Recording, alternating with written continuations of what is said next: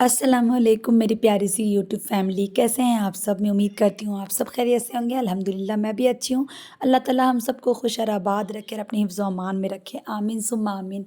आज मैं कुछ नया स्टार्ट की हूँ, वो इसलिए कि अल्हम्दुलिल्लाह माशाल्लाह से मेरा 1K कंप्लीट हो गया और ये सब आप सबके प्यार और सपोर्ट की वजह से ही हुआ है। तो अब मेरी एक छोटी सी यूट्यूब फैमिली बन गई है, तो इसलिए मैंने यूट्यूब फैमिली कहा। तो आप सबके प्यार का और सपोर्ट का तहे दिल से शुक्रिया। अच्छा जी, तो आज हम एक अलग टॉपिक पे बात करेंगे।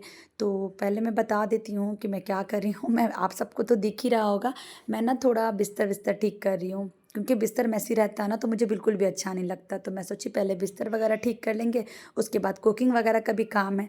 तो फुल डे आज दिन भर में जो भी मतलब मैं काम करूँगी ना, मेरा फुल डे रूटीन रहेगा, तो बस आप लोग के साथ शेयर करूँगी। तो सुबह से शाम तक का, रात तक का जो भी काम रहेगा। और हम ना आज बात करेंगे, क्योंकि आप लोग भी मतलब जो भी लोग व्लॉग देखते होंगे और उनको जानते होंगे, तो आप लोग भी जानते होंगे। मेरी एक मतलब सिस्टर है, मेरी सिस्टर नहीं है, सॉरी, मेरे कहने का मतलब है एक बहन है जिनका व्लॉगिंग चैनल है, नौश किचन रूटीन करके। बहुत काफ़ी बड़ी व्लॉगर है, अभी अभी माशाल्लाह से उनका 1 मिलियन होने वाला है सब्सक्राइब। पाकिस्तान से है वो, और वो बाहर अभी रहती है, दुबई में रहती है, शायद मे बी दुबई में रहती है। तो नौश किचन रूटीन करके उनका चैनल का नाम है, और मैं उससे उनको ना मैं 2 साल से फॉलो कर रही हूँ। मतलब 2 साल से उनका वीडियो मैं देखती हूँ। रेगुलर तो नहीं देख पाती, लेकिन हाँ कभी सामने अगर आ जाता है तो मैं देख लेती हूँ। कुकिंग बहुत अच्छा करती हैं और बहुत ही मज़ेदार उनका व्लॉग रहता है। एक तो नौश किचन रूटीन का व्लॉग बहुत अच्छा रहता है, एक अरूज़ हैदर का। अरूज़ हैदर भी पाकिस्तान से हैं, जो कि अमेरिका में रहती हैं। मैं जब अरूज़ हैदर को 2 ढाई साल पहले सब्सक्राइब की थी ना, तो तभी ना मतलब अरूज़ हैदर ही ना नौश व्लॉग का मतलब देखती थी चैनल। तो उसकी वजह से ना जब से वो मेरे पास भी आया, तो मैं भी उनको सब्सक्राइब किया और उनको भी देखती थी। उनके 2 बच्चे हैं माशाल्लाह से, दोनों बेटे हैं। अरूज़ हैदर के तो 3 बच्चे हैं। खैर, बात ये करना था कि उनको ब्रेन ट्यूमर हो गया है, और ब्रेन ट्यूमर हो गया है तो अल्लाह से दुआ है कि उनका ब्रेन ट्यूमर अल्लाह पाक जल्द से जल्द ठीक कर दे, उनको जल्द से जल्द सेहत कामिल अता फ़रमाए।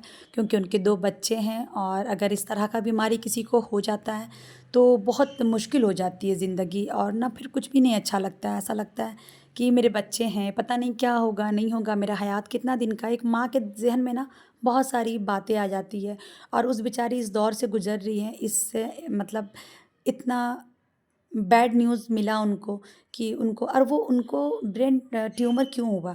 अल्लाह का शुक्र है कि उन्होंने का बताया है कि उनका जो ब्रेन ट्यूमर है ना, वो मतलब थोड़ा माइल्ड वाला है। एक होता है बहुत ख़तरनाक टाइप का, उसमें बचने के चांसेस बहुत कम रहते हैं। इनका जो है थोड़ा मतलब कम वाला है, और अभी स्टार्टिंग है।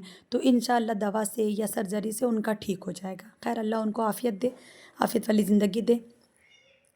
तो उन्होंने बताया कि ब्रेन ट्यूमर क्यों होता है। हमें ऐसा लगता है ब्रेन ट्यूमर है या कैंसर है, तो हम प्लास्टिक का बर्तन यूज़ करते हैं, या प्लास्टिक ज़्यादा यूज़ करते हैं, या गर्म चीज़ को प्लास्टिक में यूज़ करते हैं, या फ्रीज़ में रखा हुआ आटा अगर हम यूज़ करते हैं। ऐसा बहुत तरह बात है, मतलब बहुत कुछ ऐसा हम सोचते हैं कि इससे कैंसर होता है, उससे कैंसर होता है। क्या आप इमेजिन कर सकते हैं कि मोबाइल का ज़्यादा इस्तेमाल होने से भी ट्यूमर हो सकता है? नौश किचन ने अपने मुँह से कहा, वो ने अपना एक्सपीरियंस लोगों से बताया कि उनके साथ जो कुछ बीता है, जो कुछ हुआ है।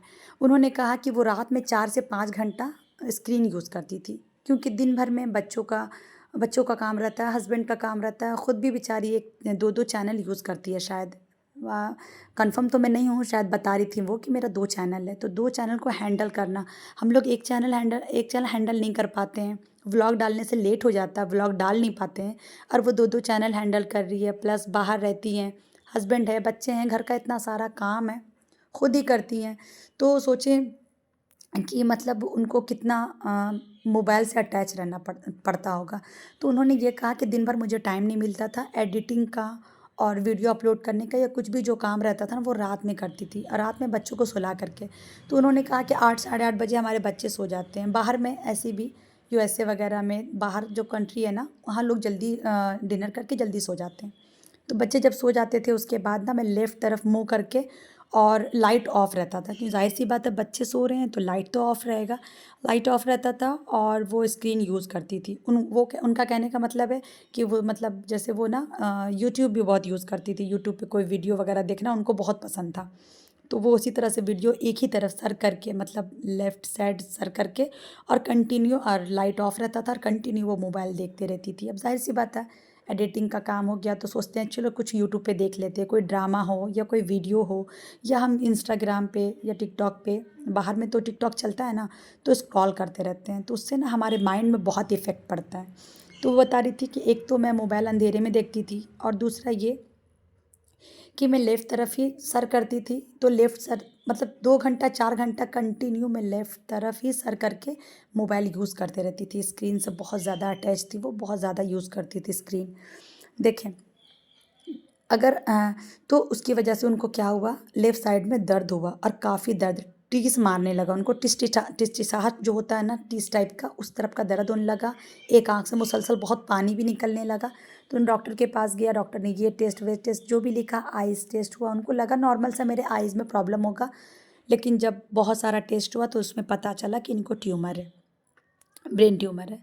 तो उन्होंने फ़ील किया कि मुझे मोबाइल की वजह से ही ये ट्यूमर हुआ है। क्योंकि जब उनको पता चला कि इनको ट्यूमर है तो वो स्क्रीन बिल्कुल छोड़ दी। जैसे दिन वगैरह में थोड़ा बहुत वो देख लेती थी, लेकिन रात में स्क्रीन को टच भी नहीं करती थी।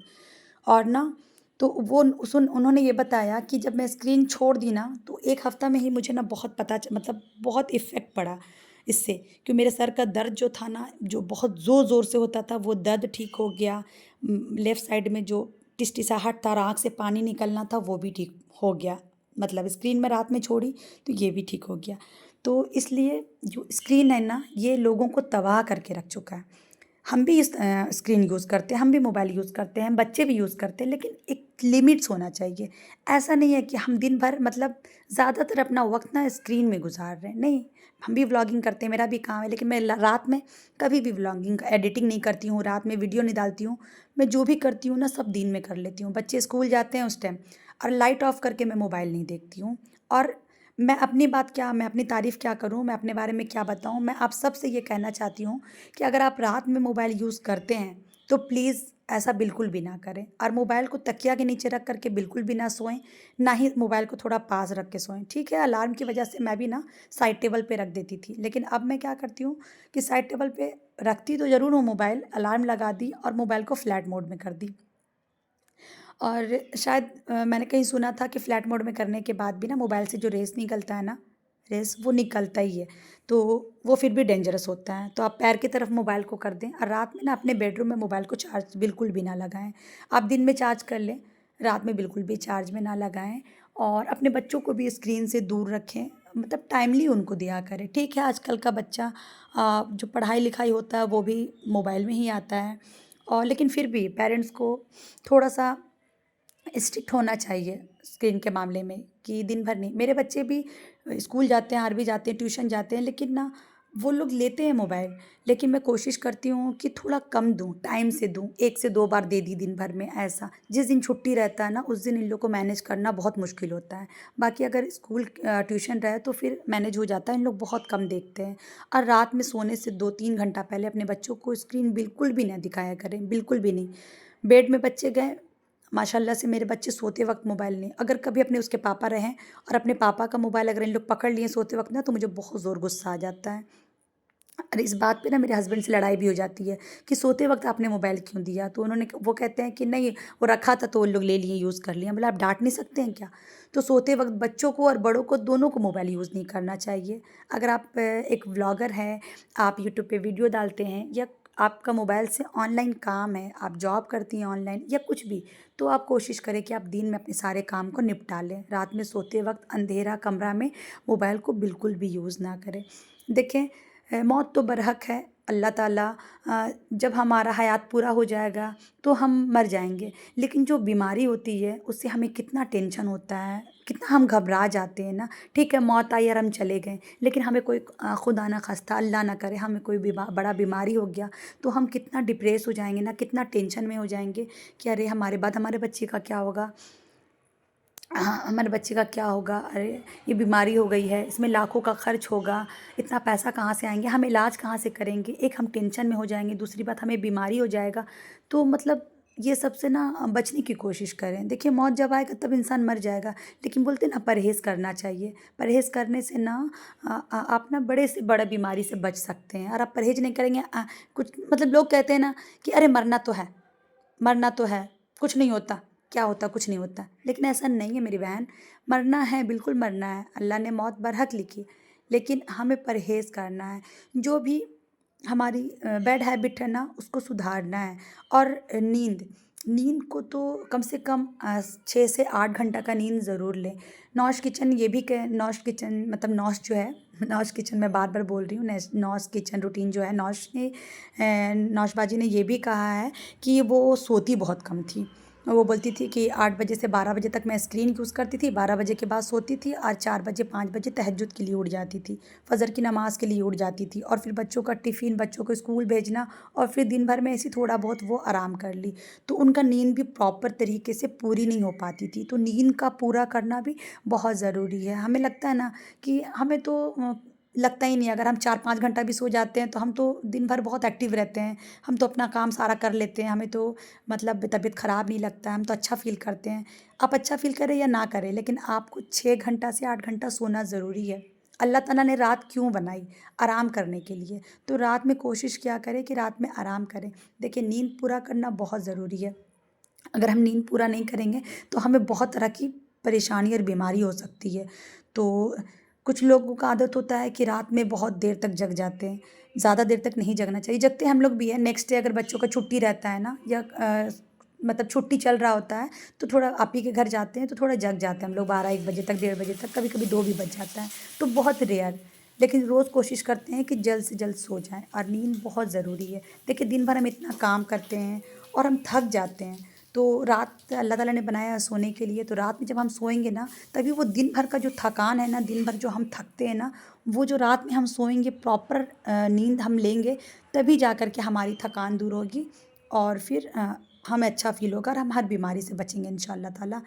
अच्छा जी, तो यही था मेरा आज का व्लॉग। आई होप आप सबको अच्छा लगा हो और अगर थोड़ा भी हेल्पफुल लगा हो तो वीडियो को लाइक कर दीजिएगा, फैमिली एंड फ्रेंड के साथ शेयर कर दीजिएगा और अपना और अपने बच्चों का, अपनी फैमिली का बहुत ख़्याल रखिएगा और स्क्रीन से दूर रखिएगा।